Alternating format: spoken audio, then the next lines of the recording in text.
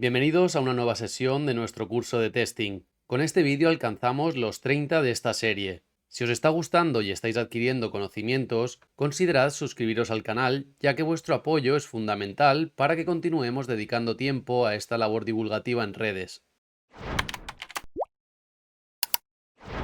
El vídeo de hoy es cortito pero muy útil. En tutoriales anteriores aprendimos que para persistir un modelo de nuestra aplicación en la base de datos debemos usar el método create de las factorías del Laravel. ¿Qué pasaría si quisiéramos insertar varios registros en vez de uno? ¿Es esto posible? La respuesta es que sí, y que además es posible de forma muy sencilla. Laravel dispone del método count para este propósito específico. Por ejemplo, podríamos escribir count detrás del método factory e indicar como parámetro que queremos crear 3 productos en esta llamada. Vamos a poner un punto de parada en la línea siguiente, arrancamos Xdebug, ejecutamos nuestro test y desde el panel izquierdo veríamos que nuestra variable contendría 3 ítems en total. Una forma todavía más simple de obtener el mismo resultado es pasando el número de modelos que queremos crear como parámetro al método factory. En este caso podríamos quitar el método count, volveríamos a ejecutar y nuestro producto seguiría conteniendo 3 ítems.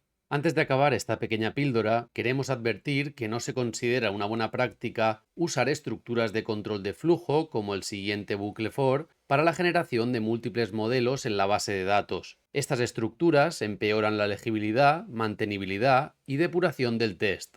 Puede que nos hayamos visto forzados a esta sintaxis porque requiramos sobreescribir algún atributo con valores diferentes para cada registro, como se muestra en este código de aquí. Pero tranquilos, porque el Laravel también tiene en cuenta esta posible necesidad y nos aporta una solución mucho más elegante que estudiaremos en el próximo vídeo. Así que aquí termina el breve tutorial de hoy. Esperamos que os haya gustado y podáis aplicarlo en vuestros proyectos. Os mandamos un fuerte abrazo y nos vemos en el siguiente capítulo.